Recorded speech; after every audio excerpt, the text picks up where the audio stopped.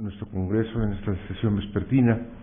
En primer lugar, pues tenemos el gusto y el honor que nos acompañe don José Ramón Cosío, ministro de la Suprema Corte de Justicia de la Nación e investigador de este instituto.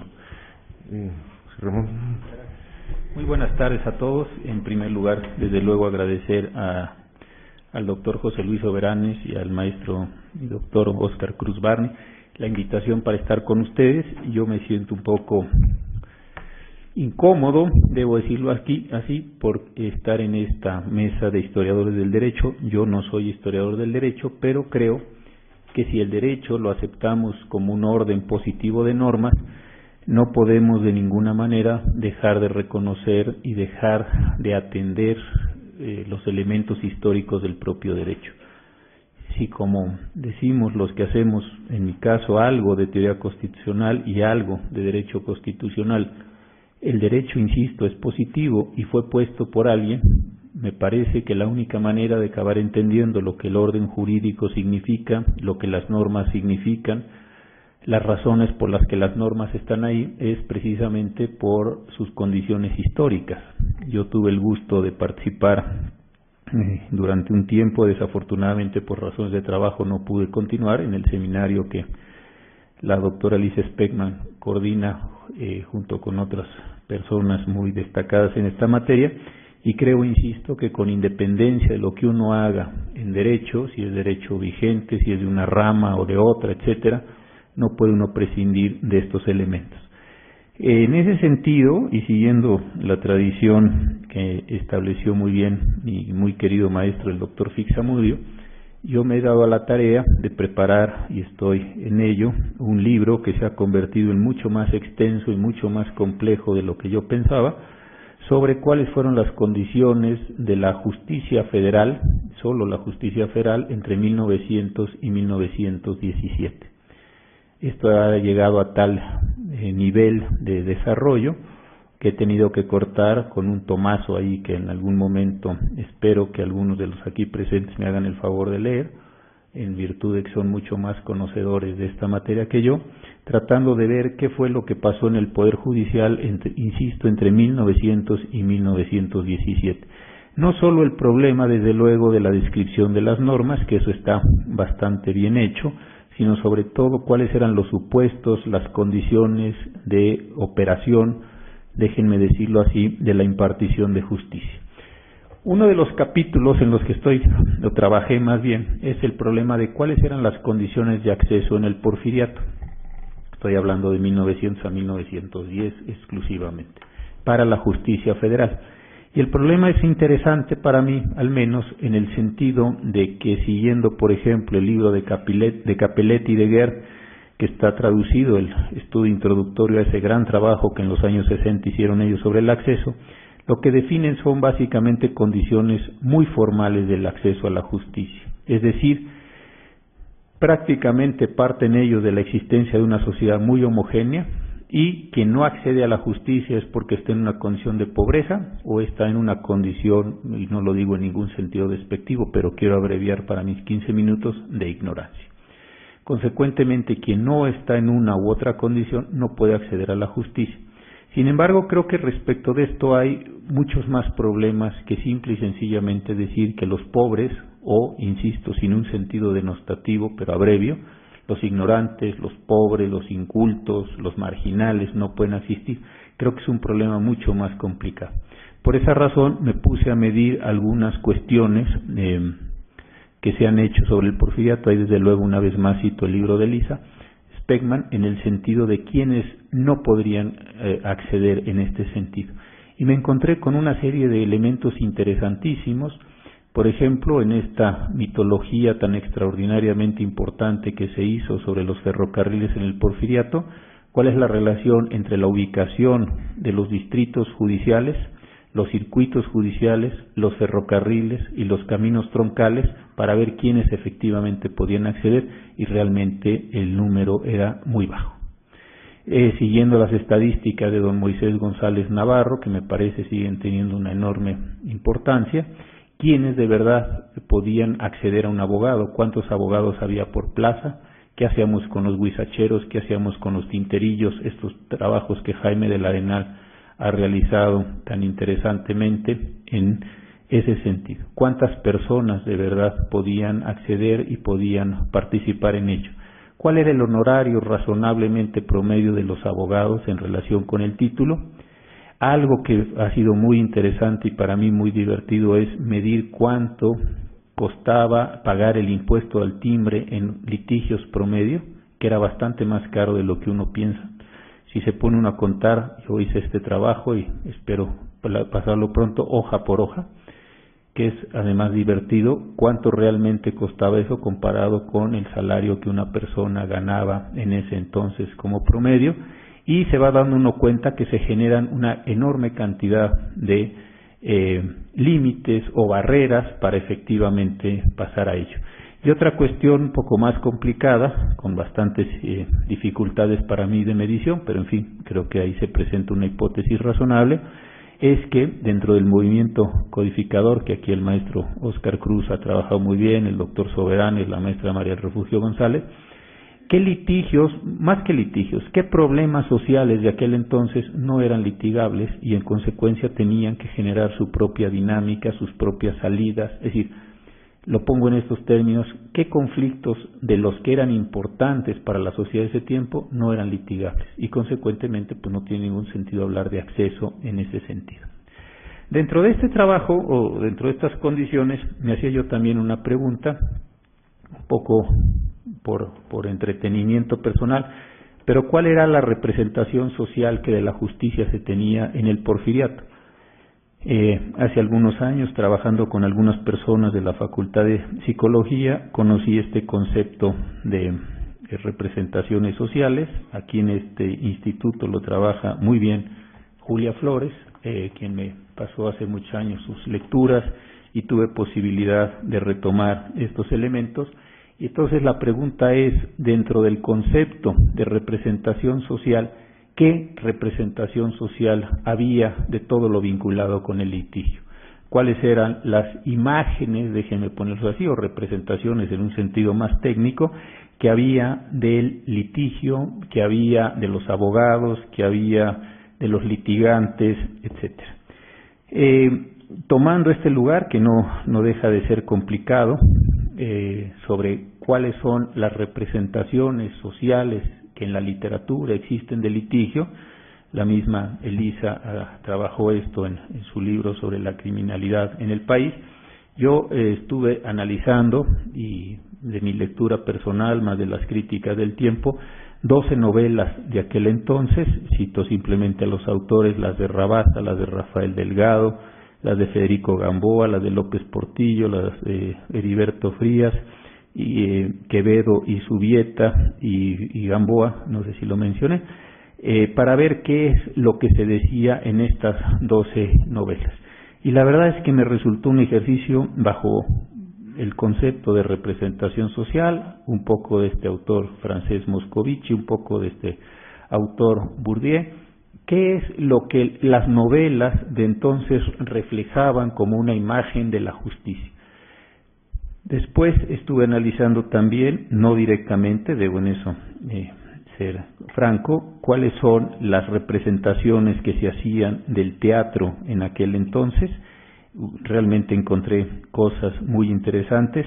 Aquí sí lo comento, no de una lectura directa, sino básicamente del trabajo que de María Campos hizo sobre estos elementos, y también algún conjunto de obras populares, una obra escrita y musicalizada, una zarzuela que se llamaba En la Hacienda, alrededor de cuál era esta imagen de la justicia.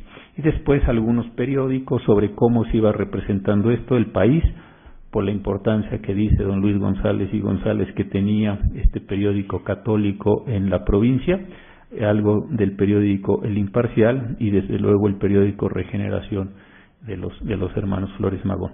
Todo esto entonces me genera una idea, intento que no sea forzada, es decir, ante una diversidad de fuentes tan grande, con todos estos elementos, no tratando de encontrar el sentido, aunque siempre está desde luego el sesgo de quienes hacen investigaciones y de lo que trata de comprobar, pero creo y no puedo hacer más que lo que dice Weber, de tratar de objetivar mis propios prejuicios, tratar al menos de decirlos, tratar de señalar mis intencionalidades para no deformar, insisto, la investigación. Me parece que la representación social, es bastante banal la conclusión, pero al menos está demostrada, es que la representación social, insisto, que de la justicia tenía en este periodo en el Porfiriato, es un factor que inhibe finalmente el acceso a la justicia. Si voy a la justicia donde el abogado me va a transar, donde el juez va a ser corrupto, donde el jurado, en toda la descripción que se hace de las novelas, de estas 12 novelas, más las obras de teatro, más la comedia popular, más los periódicos, es un lugar verdaderamente incierto, donde, insisto, al final de cuentas alguien me va a transar de una forma grave en términos de las descripciones que se dan ahí, pues la verdad los incentivos, para ponerlos en un lenguaje moderno, para asistir a esto, son realmente muy escasos. Entonces, esta parte de las representaciones cierra para mí este largo, porque fue larguísimo, capítulo en el que estará presente en un libro que espero yo algún día se publique, en el sentido de decir, las distancias eran lejísimos, las posibilidades del conocimiento eran enormes, el manejo que se hacía de la justicia, al menos en las haciendas del sur, como todos sabemos por las descripciones de Katz, eran enormemente complicadas, la presencia de los abogados era escasa, los honorarios eran altos, la preparación de los abogados era baja, el impuesto del timbre sí me parece que es una barrera de entrada en la crítica, además, que hace Eduardo Pallares en el libro 912, que me parece un libro muy importante en este sentido, la inexistencia de una jurisprudencia generalizada, en fin, todos estos elementos puestos en conjunto, más la representación social que en sectores altos, más en sectores, digamos, medios o populares, tanto como la cultura de entonces, o las expresiones culturales de entonces podían representar estas ideas o estas generalizaciones de la percepción que de la justicia se tenía en clases populares, pues sí me parece que generaba una condición sumamente exigua, limitada de acceso a la justicia. Es verdad que hay algunos factores que podía parecer que son equilibradores, como por ejemplo alguien me puede decir, bueno, pero es verdad que los jueces de distrito eran pocos, aun cuando en el periodo recuerden ustedes que el número de circuitos de distrito se redujo, a pesar de que con anterioridad en el libro que publicó el doctor Sobrerán sobre las memorias de la Secretaría de Justicia se dice que lo más importante es el acceso, cuando años después se disminuye. Ese es un dato extraordinariamente importante, y podría alguien decir, bueno, es cierto, pero la ley de amparo permitía que los jueces de primera instancia hicieran funciones auxiliares de los jueces de distrito. Me puse a contar lo que está en el JUS en la cuarta época, son 9.998 o así casos que llegan a la Corte, y entonces todo llegaba a la Corte porque no había colegiados en el sentido de la revisión, y en la mayor parte de los casos, solo en un 9% o así, las personas acudieron a este modelo de presentar las demandas de amparo ante el juez de primera instancia, es decir, es bajísimo. El uso de telegramas es también muy poco significativo, el uso de otros medios como la representación es muy poco significativo, de forma tal que cuando ve uno los datos agregados, como dicen los historiadores, uno se encuentra que realmente las posibilidades del acceso son muy bajas. Entonces concluyo diciendo, es verdad lo que dice Capelletti Grande en el libro importante, pero cuando uno lo ve ya en términos de una sociedad desigual, en una sociedad mucho más compleja como la nuestra, pinta muy poco esa forma de calificación o esa forma de clasificación de que solo los pobres o solo las personas que están en una situación realmente de una extrema y total ignorancia o pobreza no acceden a la justicia. Creo que los problemas son mucho más graves en este mismo sentido. Entonces, como comunicación al Congreso, yo desde luego dejaré esta ponencia por si consideran que es merecedora de publicarse en la memoria que siempre se hace y tan importante es para todos nosotros en este sentido. este mismo sentido. Y yo insisto diciendo algo que un poco es mi posición personal. Yo no pretendo ser historiador del derecho, creo que hay personas que hacen extraordinariamente bien este trabajo en el país, pero me parece que alguien que no conoce de historia del derecho y no dialoga con los historiadores del derecho, acaba diciendo una enorme cantidad de trivialidades cuando analiza su objeto, porque cree que algo que a él se le apareció ayer en la tarde es algo nuevo, novedoso, maravilloso, cuando a lo mejor tiene 200 o más años construyéndose y generando su propia lógica. Muchas gracias.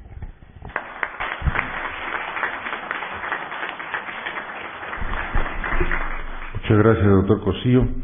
En el programa original venía a continuación la doctora Susana Ibet, que sin embargo no va a participar en esta oportunidad. Su lugar se ha programado al doctor Juan Ricardo Jiménez, quien tiene la palabra.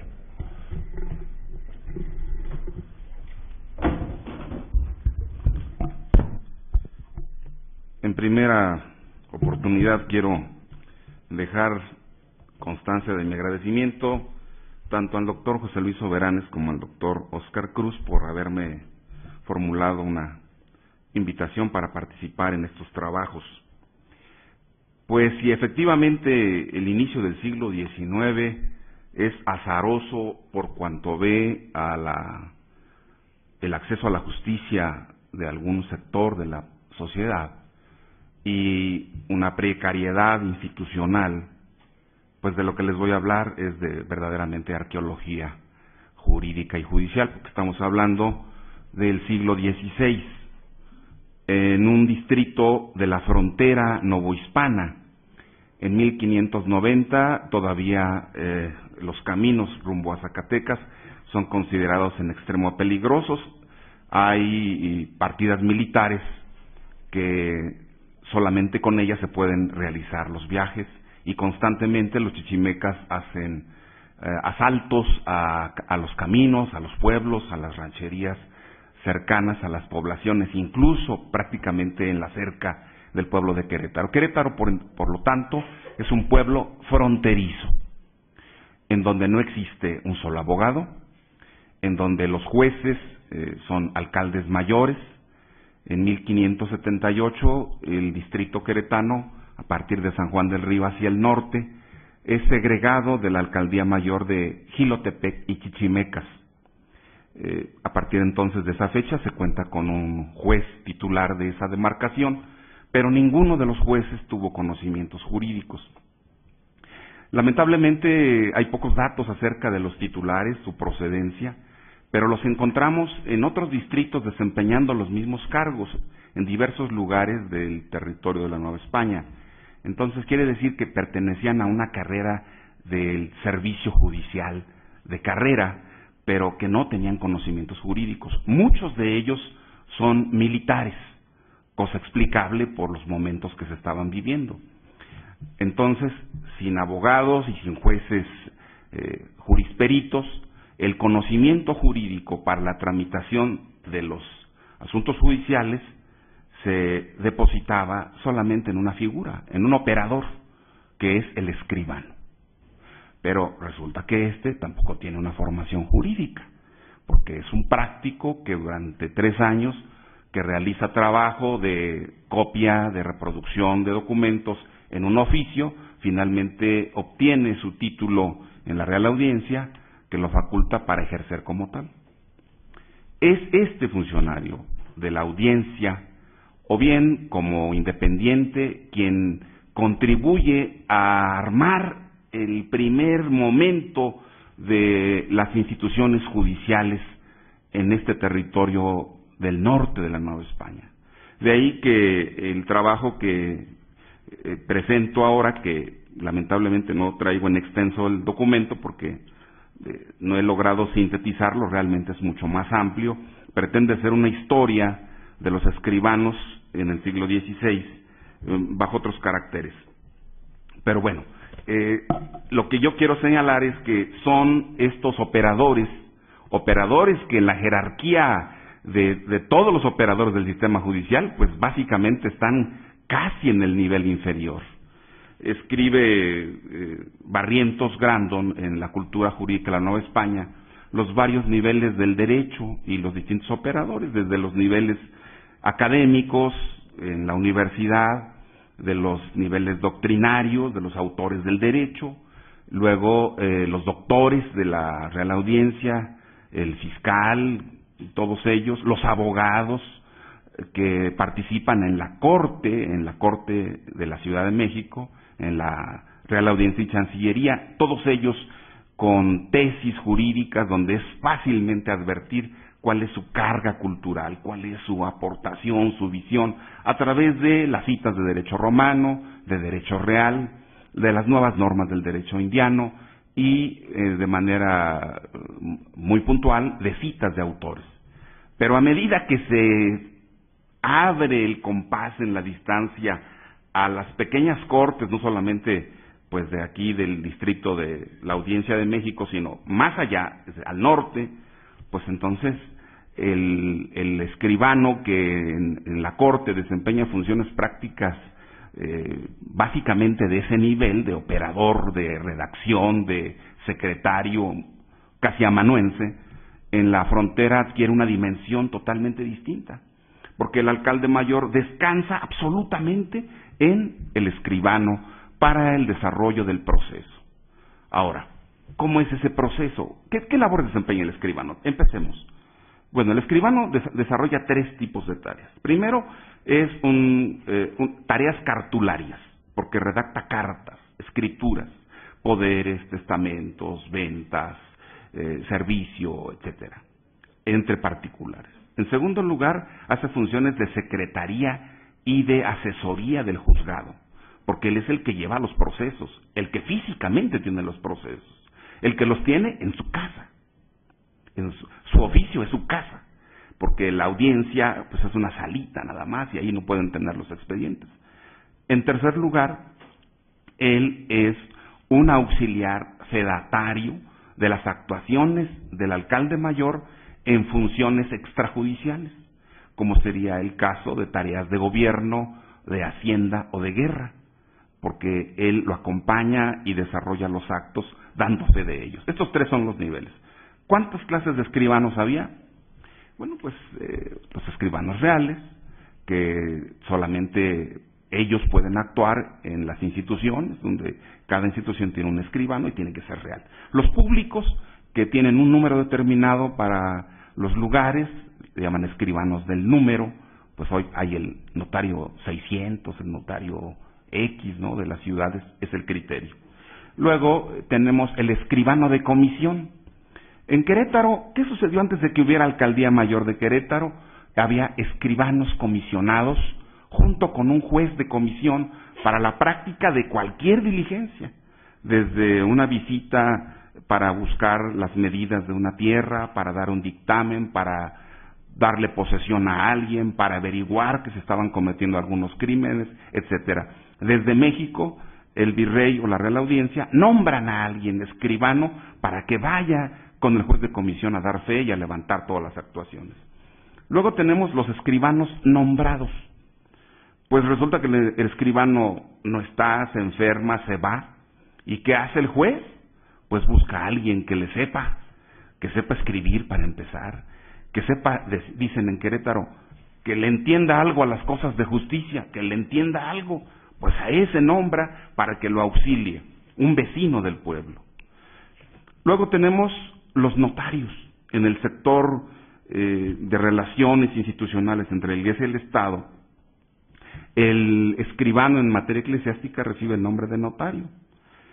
Entre los regulares en Querétaro se nombra un notario receptor para que realice diligencias de tipo judicial, por ejemplo, el refugio en sagrado, que es una actuación que tiene que realizar el que tenga la parroquia a su cargo con un notario receptor.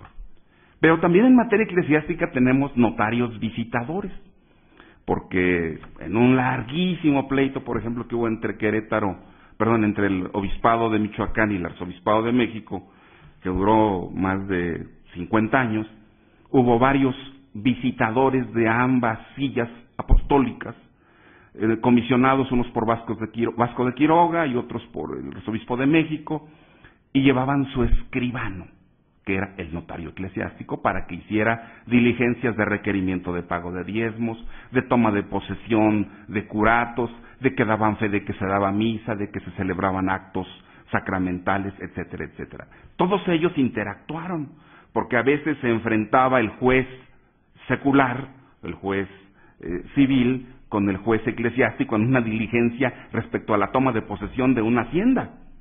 Y actúa el escribano civil y el escribano eclesiástico, notario eclesiástico, y ambos redactan sus respectivas diligencias. Y lo peor, un notario receptor del Arzobispado de México y el notario receptor del Obispado de Michoacán, realizando a la vez el mismo acto y los dos combinándose con excomuniones ipso facto incurrenda al mismo tiempo, y los indios pues espantados. ¿Por qué? Porque el asunto es que en Querétaro la población, los españoles, llegaron a Querétaro alrededor de 1540, con la dotación de mercedes, de tierras, en la periferia de los pueblos de indios. Eran 15 en 1550, 15 españoles. En 1582 eran 50 españoles. En 1586, 70 españoles. Al final del siglo, 100, 150, no tenemos el dato preciso. En 1600 ya eran 200. Pero frente a una población de 10,000, 15,000, 20,000 indios, pues realmente eran una minoría. Y entonces los indios ven que los sacerdotes están amenazando con casi sacar las espadas y llevarse a la cárcel, pues hay un grave problema. Pero todo está notariado. Por eso esas diligencias han llegado hasta nosotros, y pronto, espero, el año que entra tal vez ya salga a la luz este dilatadísimo pleito. El saber del escribano, entonces, que es un atributo esencial en el discurso de los juristas, gracias, en este caso le corresponde a alguien que es un práctico. Pero bueno, los prácticos también pueden ser un vehículo de divulgación, de recepción, de institucionalización del derecho. Así que, ¿cómo podemos observar la producción jurídica de los escribanos en los juzgados? Contamos con más de 200 juicios criminales, actas criminales, que ya he publicado en un libro que se llama Crimen y Justicia, en el pueblo de Querétaro en el siglo XVI, y ahí están publicados todos los juicios criminales. Y tienen palabras en latín, expresiones en latín, menciones, giros, términos procesales, sin abogados. Y olvidaba, los escribanos indios. Desde 1550 existen en Querétaro escribanos indios, que escriben muy feo el castellano, pero también los escribanos españoles escribían como les daba la gana los latinajos, realmente no hay uniformidad. Escribe cada quien como puede. Pero lo extraordinario de los indios es que siguen el modelo de los actos escriturales de los notarios y escribanos españoles, y ponen también su latín ahí mal escrito. Los escribanos indios son electos cada año por los concejales de la República de Indios dentro de la élite indígena, y se renuevan los oficios cada año. Ellos son los que llevan. ¿Cómo aprendieron? El formato. Yo tengo la teoría de que los frailes franciscanos los enseñaron, porque no creo que los españoles los hubieran enseñado a ellos, y siendo tan poquitos. Lo más interesante es que escribían en otomí las diligencias judiciales, autocabeza de proceso, sentencia, pregón, y las escrituras de compraventa, de donación, los testamentos en otomí, y ahí tenemos en los contratos esos en otomí,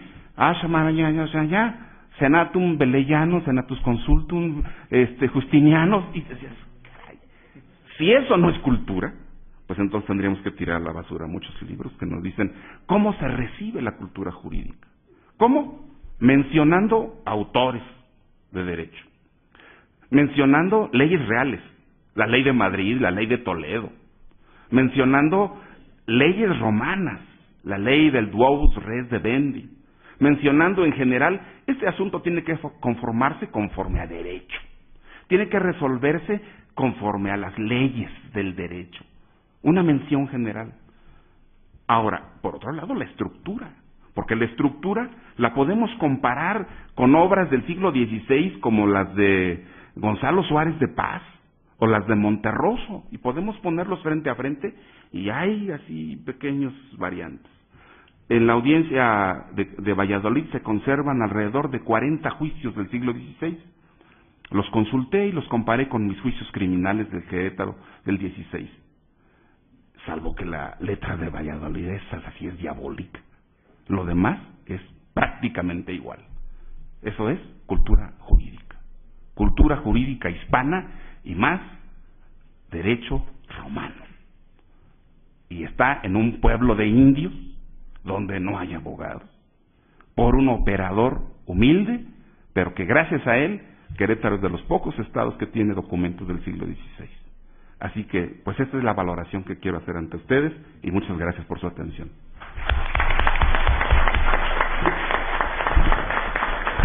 Muchas gracias, doctor Jiménez.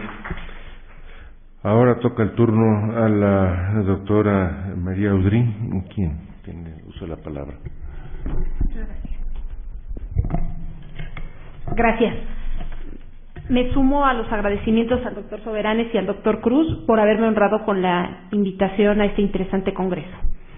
Bien, el propósito de esta plática es analizar, sin pretensiones de exhaustividad, la influencia de la pandectística en la codificación civil mexicana, que es un tema prácticamente inexplorado en la historiografía jurídica.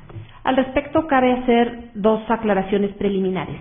La primera es que me referiré a la época que va del inicio del proceso codificador en México al Código Civil de 1928 y además que me referiré únicamente a los códigos civiles principales. Esto es al del Segundo Imperio mexicano, al de 1870, al de 1884 y al de 1928. No solamente por razones de tiempo, sino porque además prácticamente la totalidad de los estados de la Federación adoptó estos últimos tres códigos como cuerpo sustantivo civil y además porque a pesar del sistema federalista que finalmente se impuso hacia el último tercio del siglo XIX en México, la tendencia ha sido predominantemente, a pesar del sistema federalista que se impuso, la tendencia ha sido predominantemente centralista. Resulta interesante destacar que tanto el siglo XIX como la primera mitad del siglo XX corresponden a épocas jurídicas muy importantes tanto en Alemania como en México. Curiosamente corresponden a la formación del Estado moderno en ambos países, claro que por vías muy distintas. En México, la segunda mitad del siglo XIX es la época de la formación de un derecho patrio propiamente dicho, es la época en la que empiezan a producirse una legislación y una doctrina nacional que se retroalimentan. Y en Alemania el siglo XIX es bien conocido como el siglo jurídico, es la época de la fundación de la Escuela Histórica del Derecho, de la evolución en sus posteriores ramificaciones, la principal de las cuales la pandectística, se abocó a la creación de un sistema dogmático de derecho privado que derivó en el positivismo científico y que a su vez derivó en la codificación del derecho privado alemán en el BGB hacia 1900. Bien, con respecto a la codificación civil en México, empezaré por platicar del Código del Segundo Imperio Mexicano, que aunque incompleto a raíz de la caída del imperio en cuestión, pues fue el primero con carácter general en el país. Sabemos que sus fuentes son el proyecto de Código Civil de García Goyena, que estaba basado a su vez predominantemente en el Código Civil francés, el Código Civil de Luisiana, la Constitución del 57, las leyes de reforma, amén de una serie de obras doctrinarias. Después tenemos el Código Civil de 1870, cuyas fuentes son el Código Imperial y por tanto el proyecto de García Goyena y en última instancia el Código Civil, el Código Civil portugués, que a la sazón era el más moderno, la ley hipotecaria española, los códigos civiles de Cerdeña, de Austria y de Holanda, amén de varias obras doctrinarias.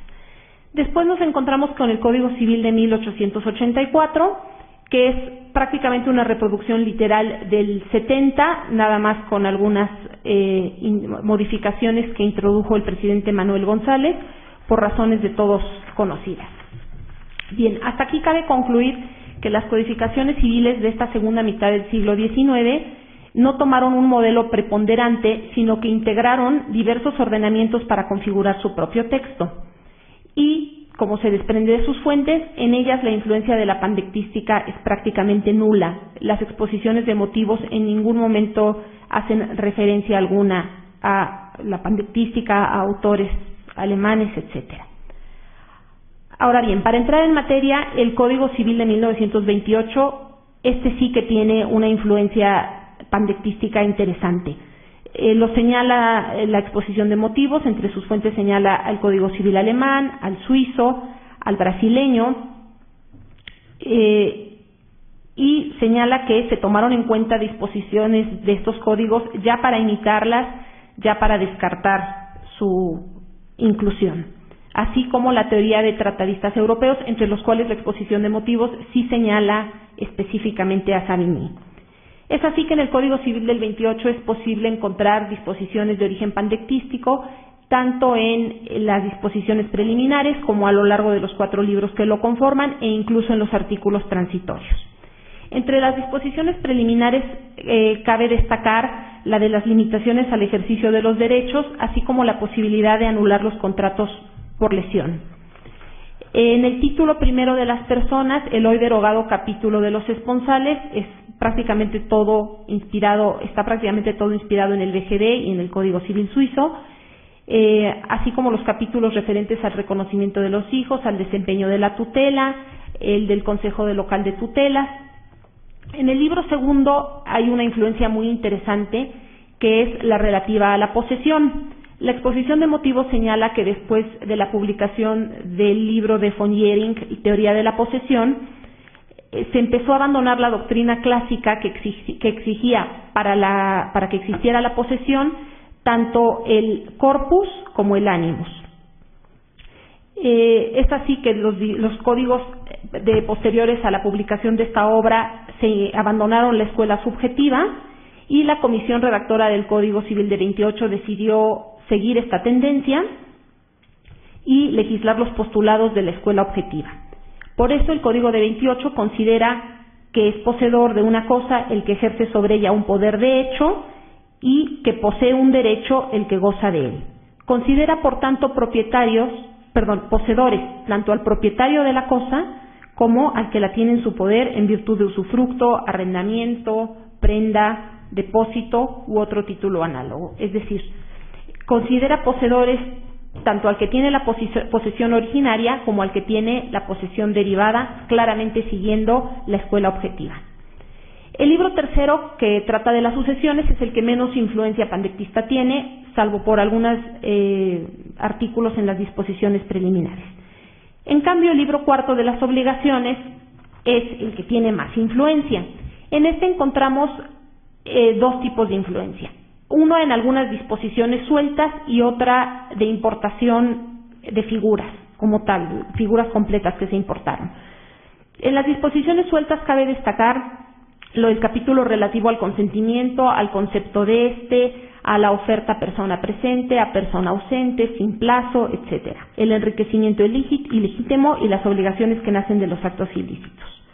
También en los contratos, por ejemplo, hay disposiciones en las modalidades de la compraventa, en la donación, mutuo, comodato, que tienen su origen en la pandectística.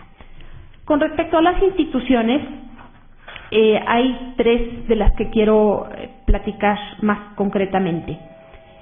Ahora bien, son estas figuras que vamos a ver, son figuras que al haberse trasladado como tal, generaron una enorme polémica a nivel doctrinal y a nivel práctico. ¿Por qué? Porque no concuerdan con el sistema del Código de 28, que es un sistema que imita el del Código francés, y por lo tanto quedaron como chipotes.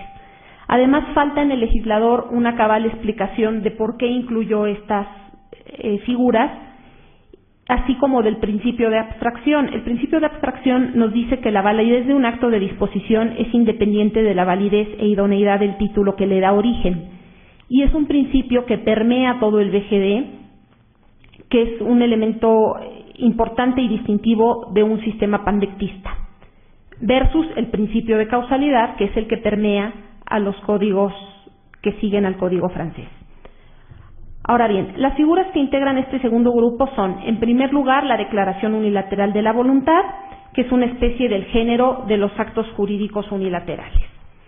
Aquí se dice la exposición de motivos, que las reglamentó y explica que no cabían dentro de la forma clásica de los contratos, porque es que conceptúa que existe una obligación de cumplir aún antes de que aparezca claramente la voluntad del creador de la obligación y que no se comprende por qué una persona que es capaz de obligarse no pueda imponerse voluntariamente una obligación o constreñir su conducta antes de que tenga conocimiento de que su oferta fue aceptada. La declaración unilateral de la voluntad, como todos sabemos, ha generado una serie de debates en torno a la actualización o no de los elementos constitutivos de la relación obligatoria. Si bien la declaración unilateral de la voluntad no cabe dentro de la forma clásica de los contratos, dentro del concepto del negocio jurídico del pandectismo alemán sí que cabe, ¿no?, como norma concreta establecida por las partes. La doctrina alemana afirma que uno puede estar ligado por la simple declaración de su voluntad, lo cual es lógico en tanto que se abstrae, y aquí vuelvo a hacer referencia al principio de abstracción, en tanto que se abstrae la obligación del oferente de la transferencia que implicará el cumplimiento de dicha obligación. Otra figura de estas que se importaron como tales es la cesión de derechos y la cesión de deudas. El Código de 28 las regula como dos de las tres formas de transmisión de obligaciones. Toda la construcción dogmática que se refiere a la transmisión de las obligaciones es obra íntegra de la jurisprudencia de conceptos, que basada en los postulados del idealismo filosófico, dotó de entidad propia a la relación, es decir, la consideró una realidad sustancial y por lo tanto la transmisión de una obligación no implica su extinción. El Código de 28 incorporó la doctrina de la transmisión de las obligaciones a partir del modelo que ofrece el BGD, en atención a que son dos los sujetos de la obligación. La transmisión de la obligación tiene dos tipos básicos, por cambio de acreedor o por cambio de deudor. Así pues, se le da autonomía y legalidad a la cesión de derechos y a la de deudas sin afectar la existencia de la relación jurídica. Esto es, se puede transmitir la misma relación jurídica con todo lo que esto implica, sobre todo los accesorios de la obligación. Por último, quiero hacer referencia al mandato sin representación, que es otra de estas figuras que se importó como tal, y es aquel, como sabemos bien, en el que no se exige para que haya mandato que se obre forzosamente en nombre y representación de otra persona. Ahora bien, nuestro Código Civil considera el poder y el mandato como dos aspectos de una misma relación, de ahí que emplea frecuentemente y sin ninguna distinción ambos términos como sinónimos, lo cual pues genera confusión. Esta es una confusión que tiene su origen en el Código Civil, cuyos redactores entendieron que el mandato, que para ellos necesariamente era representativo, era un sinónimo del poder. Esto es, para el derecho francés la representación voluntaria es un simple efecto del contrato de mandato. Si estamos hablando de un contrato con representación, esta distinción carece de importancia, pero si estamos hablando de un mandato sin representación, pues se vuelve una distinción básica. Y es una distinción que debemos a la doctrina alemana del siglo XIX, particularmente a Winscheid, que hace esta distinción en su derecho de las pandectas con una claridad admirable. Bien, con base en el mencionado principio de abstracción, la doctrina alemana elaboró la teoría de la abstracción del poder. Esto es, el poder es un negocio abstracto que tiene entidad en sí mismo y que produce consecuencias por sí mismo, independientemente de el negocio subyacente que le ha dado origen. Esto es el poder. Bien, cabe entonces concluir que la influencia de la Escuela Histórica del Derecho en la codificación civil mexicana es una influencia tardía, porque no es posible encontrarla sino hasta el Código Civil del 28, que se trata además de una influencia salpicada e incompleta, que se refleja ya en disposiciones sueltas, ya en figuras como tal, pero que de ninguna forma ha permeado el sistema de la legislación civil mexicana, y que valdría la pena entender un poco más para los abogados postulantes cuál es el trasfondo de la incorporación de las figuras que se incorporaron, las instituciones que se importaron completas,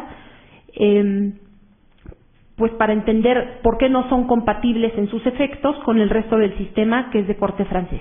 Muchas gracias.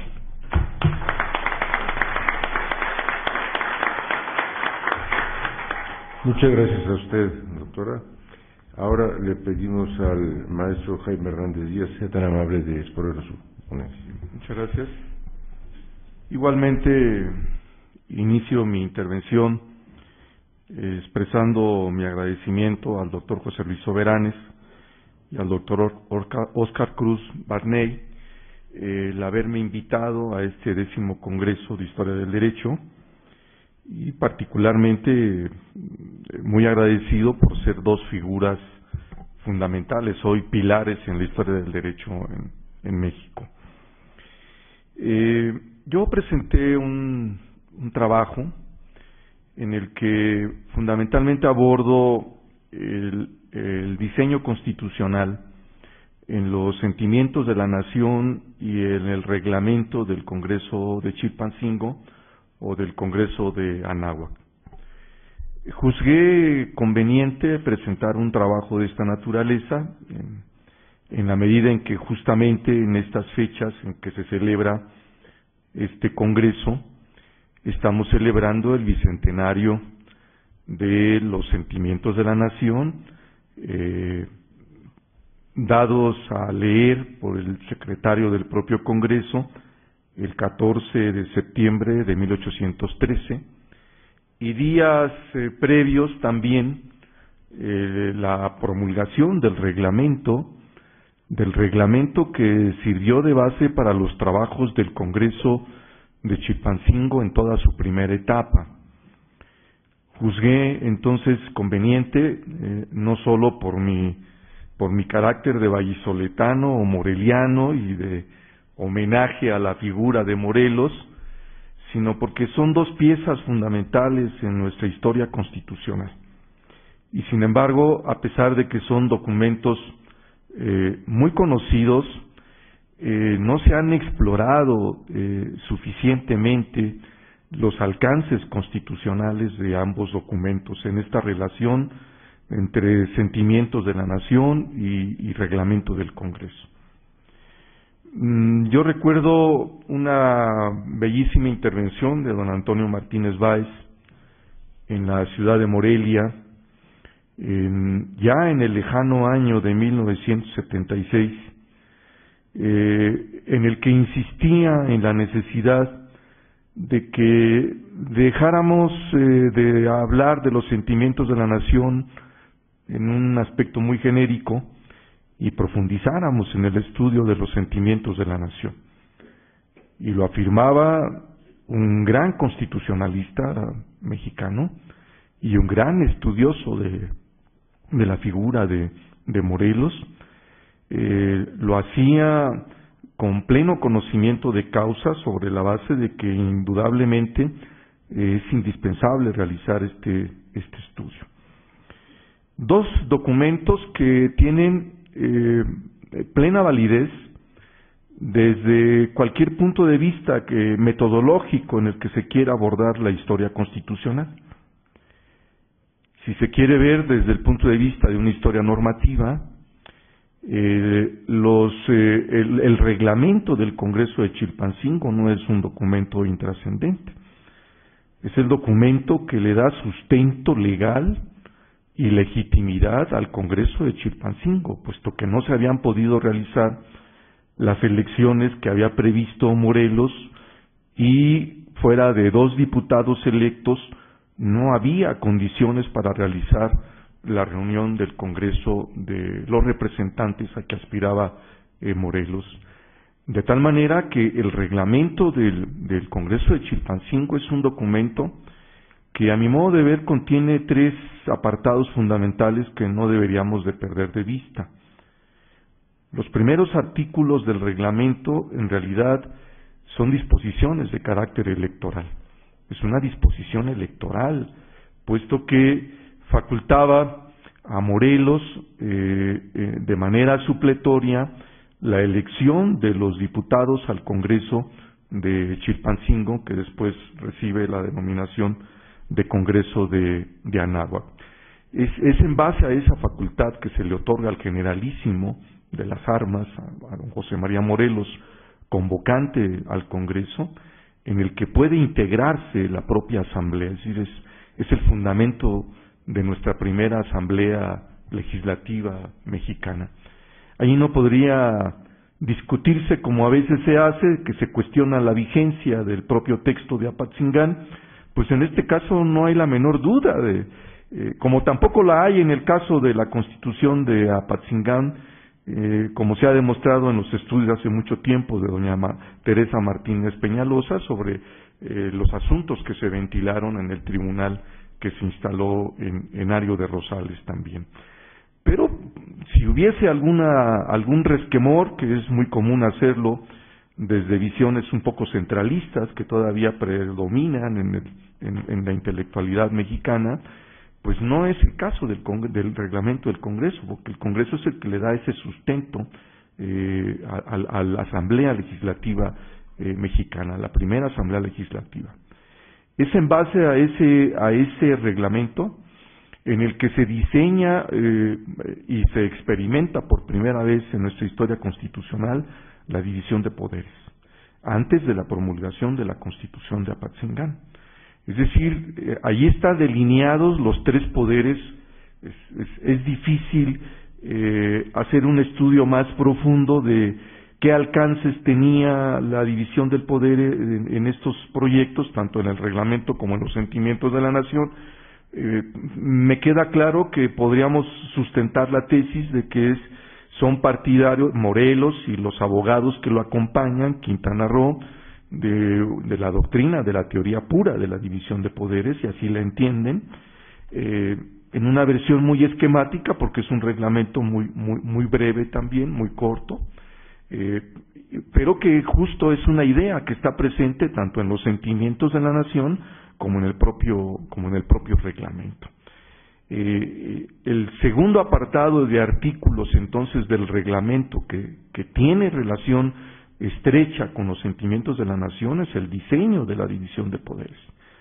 Y en ese sentido están planteada la conformación de los tres poderes. La Asamblea Legislativa de Chilpancingo, que sería nuestro Congreso Constituyente, que tiene primero una etapa en Chilpancingo y después tiene su segunda etapa en Michoacán, primero en Huetamo y finalmente en Apatzingán. Pero ahí está la propuesta de la conformación del Poder Legislativo. Es el reglamento que sirve de base para el nombramiento de Morelos como titular del Ejecutivo. Es decir, no es un reglamento que no haya tenido aplicación en toda la primera etapa del Congreso, sobre todo este primer periodo de los 3 meses de su vigencia inicial.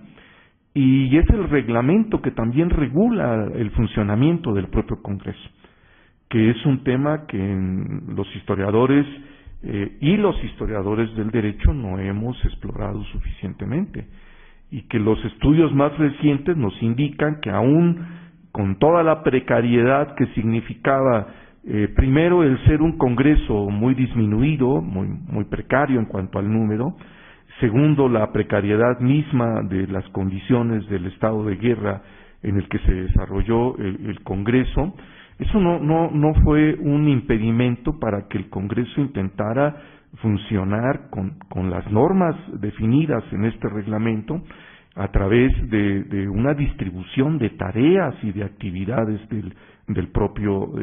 para el propio Asamblea Legislativa. Ese es el inicio incluso de nuestra historia de las asambleas legislativas.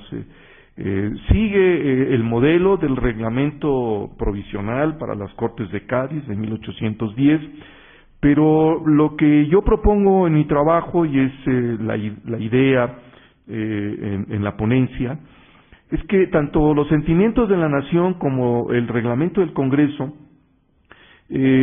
conjugan una serie de ideas tanto de carácter moderno, de corte liberal, que están presentes en el diseño tanto de los sentimientos de la nación como en el reglamento, junto con un bagaje doctrinario que nos venía de la cultura jurídica del antiguo régimen. Ese bagaje doctrinario tiene que ver con el pensamiento teológico. No está exenta a una visión teológica en varios de los artículos, tanto de los sentimientos de la nación como en el reglamento, específicamente en torno al concepto de la ley. Es decir, no es un documento que pudiéramos ver solo como la expresión de una idea de liberalismo, de un nuevo concepto de ley, de la idea de la soberanía, de la idea de la representación, sino que ambos documentos conjugan tanto estas ideas modernas de la ley como la idea que seguramente fue la que abrevó Morelos en sus estudios en el Colegio de San Nicolás y en el Seminario Tridentino, y su escaso curso de teología que no culminó en la Ciudad de México. Pero estas experiencias de un cura, que a veces se escuchan expresiones un poco peyorativas de un cura de pueblo, pero se olvida que ese cura del pueblo de Carácuaro y de Nocupétaro tuvo una formación mínima, pero una formación en aspectos teológicos que le permitieron acercarse a una concepción de la justicia y de la ley. En los sentimientos de la nación, los aspectos más profundos sobre el carácter de la ley no son de corte liberal, son de corte teológico, tienen que ver con la idea del bien común y con la idea de la justicia que estaba presente en el antiguo régimen. Y una manera como se refleja perfectamente esto es revisando el reglamento del Congreso, en los artículos que corresponden a las facultades que le otorgaba al Ejecutivo para la promulgación de los decretos del mismo Congreso.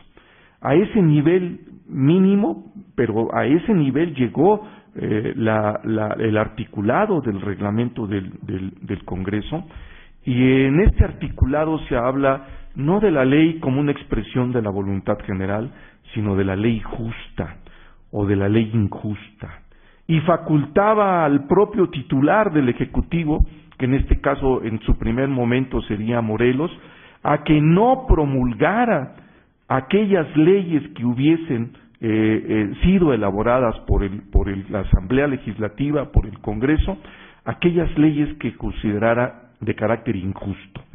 Está expresamente señalado en el reglamento del Congreso cuando se refiere a la labor que tendrá que hacer el titular del Ejecutivo para promulgar los decretos del mismo.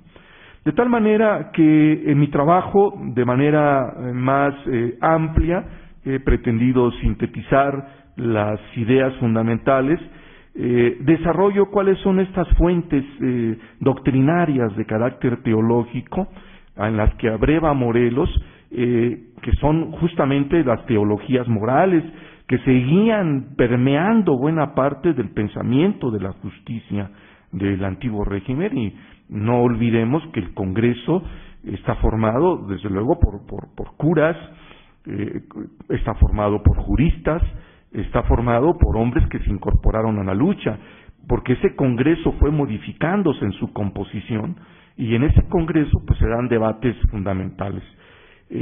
Finalmente, y con ello concluyo, el documento de la libertad para la América americana que conocemos como Constitución de Apatzingán no recoge el pensamiento de ley en esta óptica de ley de justicia, de orden teológico que expresaba esta corriente de curas, y entre ellos Morelos, y se sitúa ya en una concepción moderna de ley. Pero el diseño de la división de poderes está planteado tanto en los sentimientos de la nación como en el reglamento de Chilpancingo. Muchísimas gracias.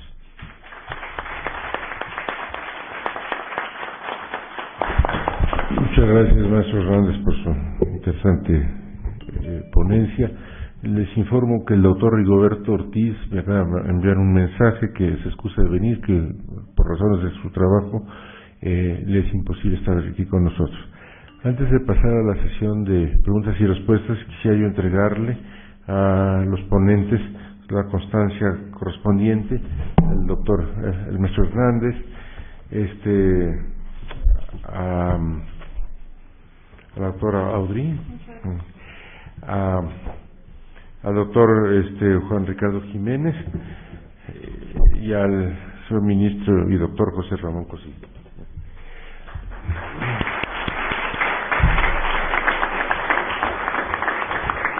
Entonces vamos a pasar a la sesión de preguntas, ¿sí? Segunda pregunta para Ricardo Jiménez Gómez, un comentario a la ponencia de María Ori. Para Juan Ricardo Jiménez, una pregunta: ¿encontró alguna referencia a las 7 partidas en los expedientes que revisó, además de los latinajos que pudieron haber aparecido o en las obras? ¿A las 7 partidas en particular había algo? No, es jus común. El derecho romano, leyes romanas, ley de Toledo, ley de Madrid, pero a partidas, no. Solo hay una al ordenamiento. Al ordenamiento de Alcalá. Exacto, sí.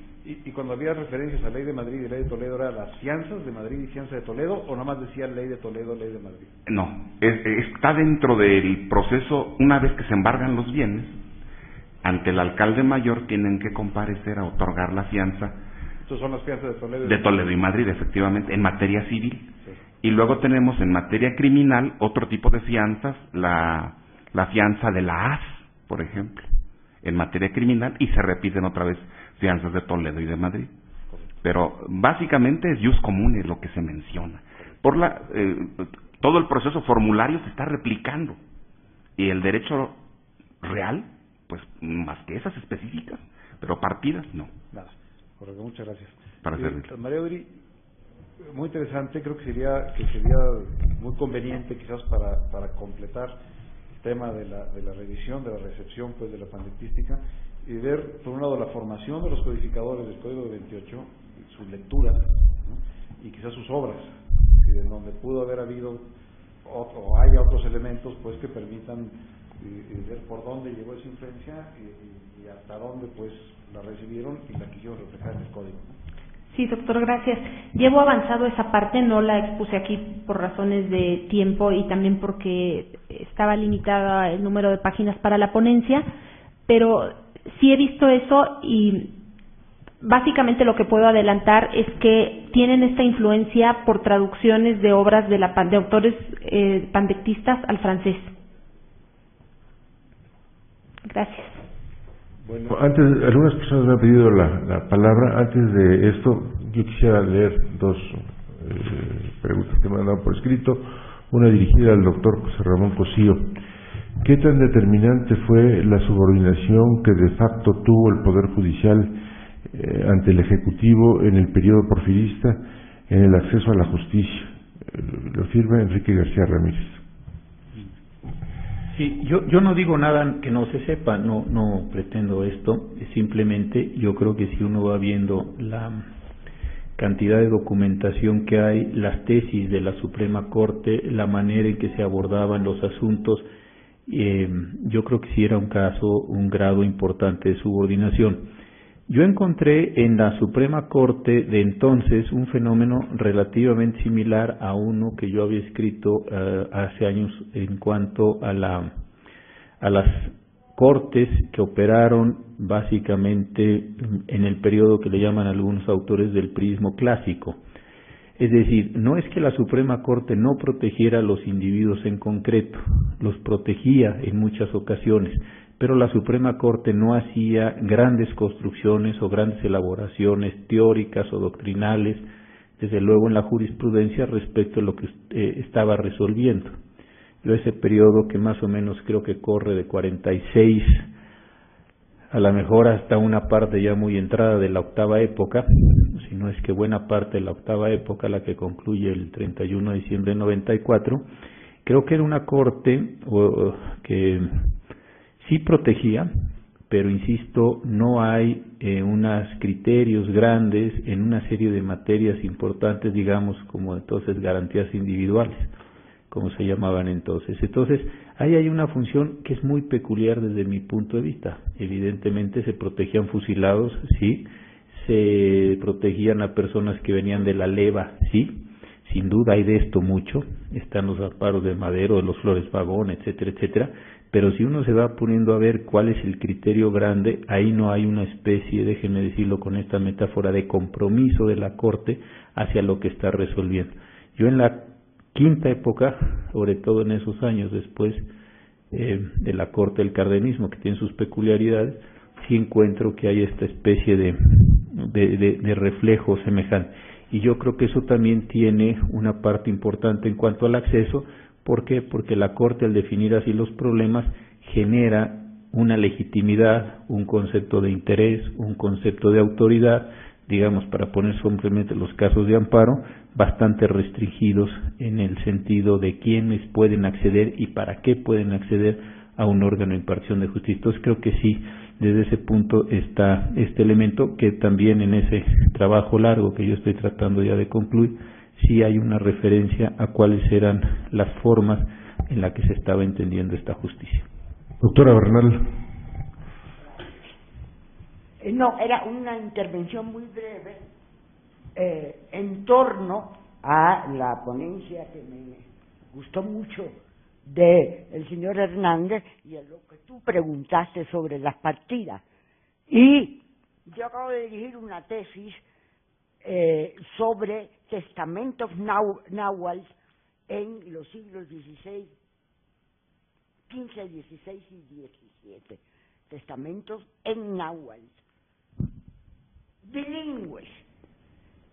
La tesis fue tan buena porque la chica habla náhuatl y es además profesora del CELE de náhuatl, que la va a publicar la Facultad de Derecho dentro de muy poco, ya está aprobada su publicación.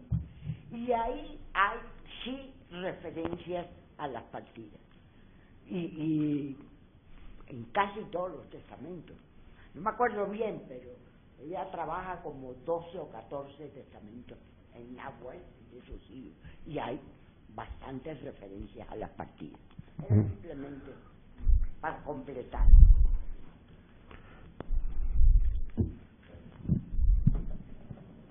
Gracias.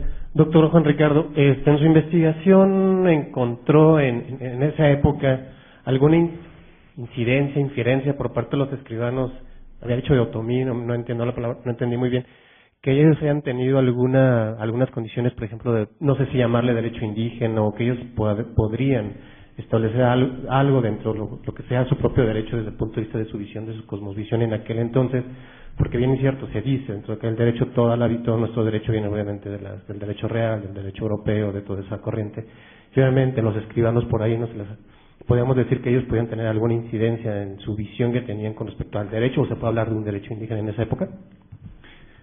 Definitivamente no.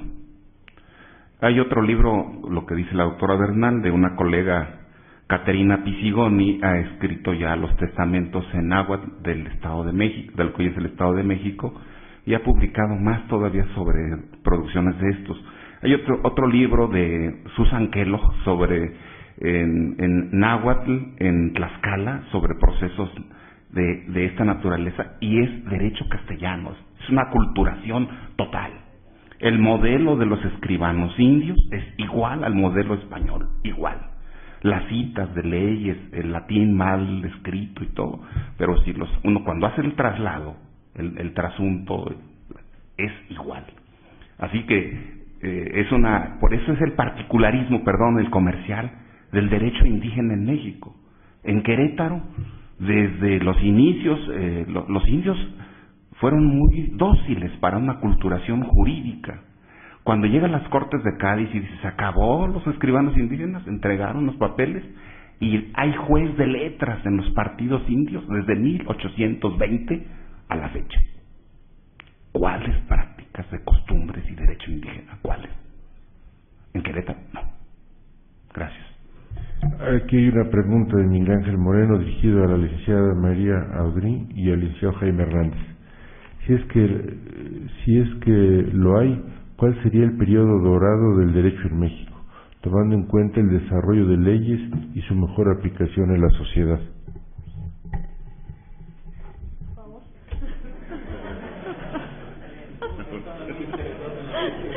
Dijo ambos. No, a mí me rebasa por completo la pregunta. Mi trabajo se sitúa más bien en tratar de expresar cómo desde muy temprano hay un proceso de transición jurídica. De alguna manera, lo que muchos debatimos en torno a si el pensamiento de Morelos es un pensamiento solamente de carácter teológico, si es un pensamiento liberal, me parece una discusión un poco estéril, porque más bien se sitúan justamente en este proceso de transición, en donde están presentes tanto las ideas modernas como el pensamiento antiguo. Entonces, me rebasa por completo.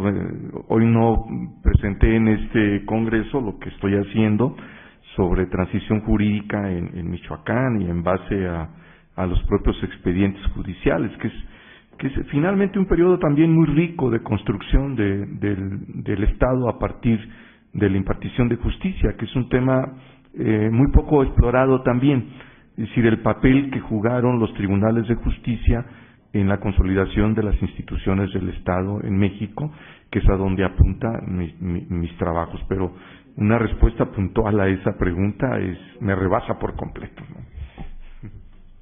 Con respecto a mí, pues no sé qué podamos entender por periodo dorado, preferiría yo no incurrir en ese calificativo. Ahora la pregunta dice, tomando en cuenta el desarrollo de leyes y su mejor aplicación en la sociedad, pues desarrollo de leyes, diría yo que el proceso codificador, toda la etapa del proceso codificador, las discusiones que se dan en torno a las codificaciones son muy interesantes, es un tema que tiene muy estudiado y publicado el doctor Cruz. Sí, tomamos en cuenta, como dice la pregunta, el desarrollo de leyes y su mejor aplicación su mejor aplicación, ahí sí no querría yo comentar, nada más el desarrollo de las leyes. Y como periodo dorado, pues antes de la codificación, aquello cuando surgen todas estas discusiones, también de tinte político en cuanto a si centralismo o federalismo, que si bien están muy marcadas por conflictos civiles, es una época interesante del desarrollo del derecho. Gracias. Muchas gracias. Pues a mí ya no me resta sino agradecerles a los 4 maestros aquí presentes sus muy interesantes ponencias. Seguramente todos estamos muy interesados en leerlas después en la memoria correspondiente. Entonces, damos por terminada esta mesa.